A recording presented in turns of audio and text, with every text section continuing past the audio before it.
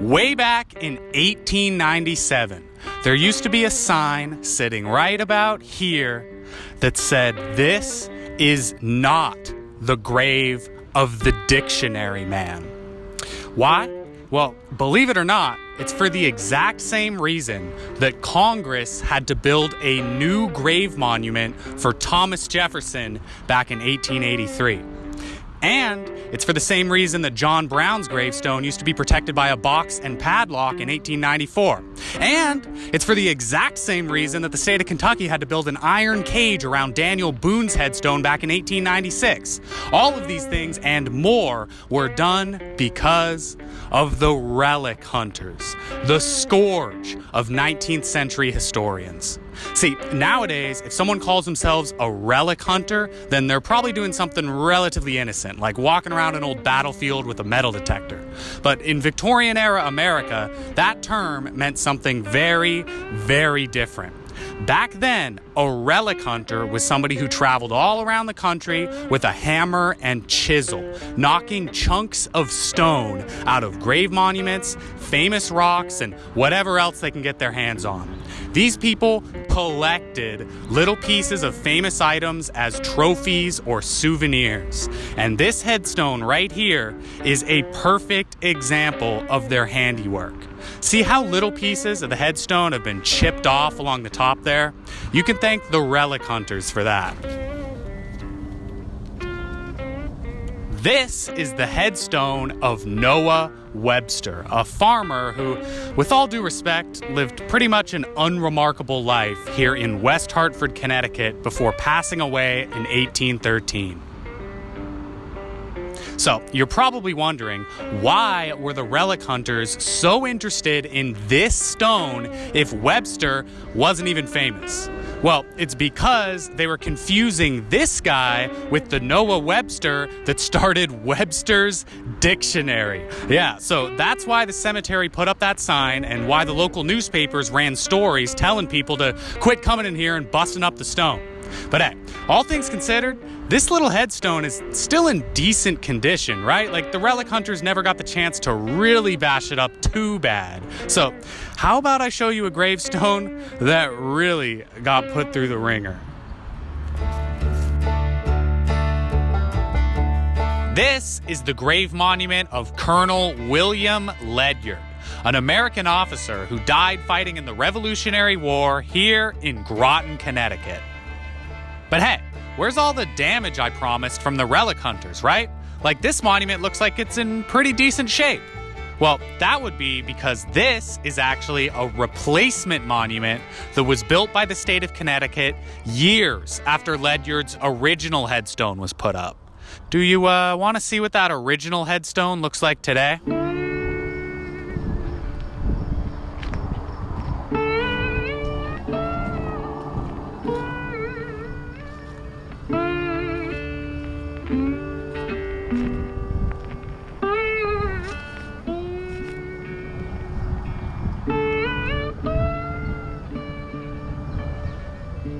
Nowadays, sealed away to protect it from further damage, this is the original headstone that was put up to honor Colonel Ledyard back in 1781. As you can see, it has been absolutely demolished by the relic hunters. This stone was a huge target for them back in the day.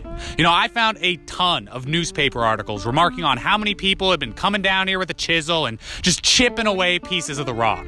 I even read a first-hand account from a tourist in 1874 who watched with his own eyes as a couple of guys from his tour group smashed off a section of the stone for themselves. Pretty crazy to think about, isn't it? Like, who is actually going to be impressed that you got a little hunk of rock in your house that supposedly came off the gravestone of an army officer or the guy who started Webster's Dictionary?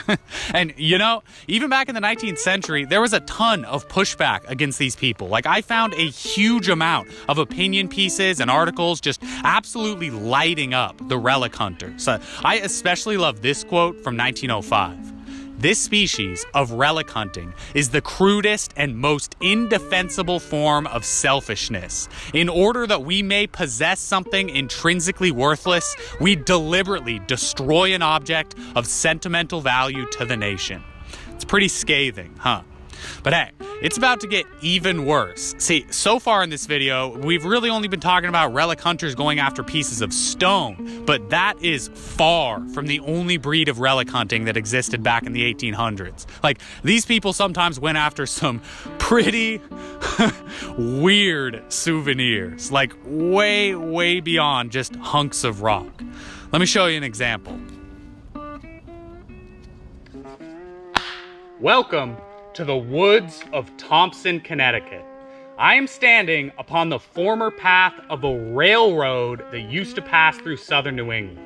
Just a little ways down the path from me here is an intersection where several rail lines used to meet.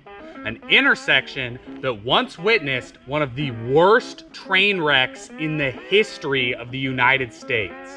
The Great East Thompson Train Wreck, as it's now known, involved 4 separate trains, all crashing into each other in the early morning hours of December 4th, 1891. Several lives were lost, an unbelievable amount of wreckage was thrown all over the area, rescuers and investigators trying to dig through the debris, and amidst all the chaos was a whole bunch of relic hunters absolutely swarming the area. Literally hundreds of them, all trying to grab some random piece of wreckage that they could keep as a souvenir.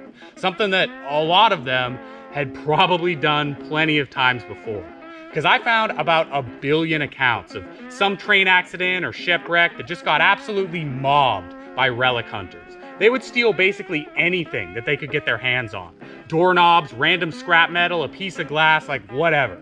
It's just crazy to look at this quiet little patch of forest and imagine investigators trying to go through the debris while hundreds of people are just tearing it up, trying to make off with some random chunk of wood they found or whatever. And you want to know what's really crazy? Is that I even read a bunch of newspaper articles claiming that relic hunters had taken bones from a body that got incinerated during the crash.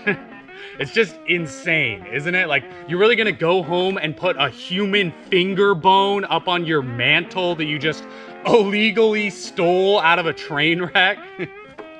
But hey, you know what's really wild about all this is that stories like this one aren't exactly rare. There are a countless number of completely ridiculous accounts out there of relic hunters trying to collect just about the craziest relic that you could ever think of. Like, check this out. Here's some relic hunters tearing up a boat just because the body of a murder victim had been transported in it. And here's some relic hunters trying to tear buttons off the bodies of 2 murderers who had just been executed. And here's a real wild one. This is a bunch of relic hunters yanking the teeth out of a dead horse that got caught in the crossfire of a deadly shootout in Pennsylvania. Just wild stuff. But hey, we're starting to get a little bit out of control here, so how about I leave you with one last little tidbit, one more story. Longtime dime store adventurers might remember this one. This is the shore of the Seekonk River in Providence. Hundreds of years ago, there used to be a big boulder right here called Slate Rock that the founder of Providence supposedly landed on when he first came to Rhode Island. As you can see, it is totally gone nowadays, in part because relic hunters tore it to pieces.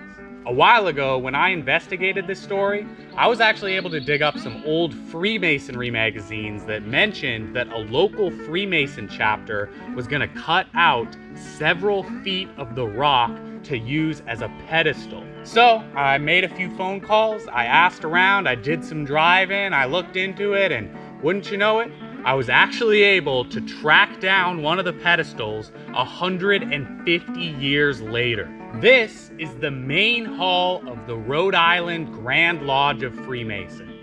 And this is a big hunk of slate rock that was relic hunted and turned into a pedestal a century and a half ago.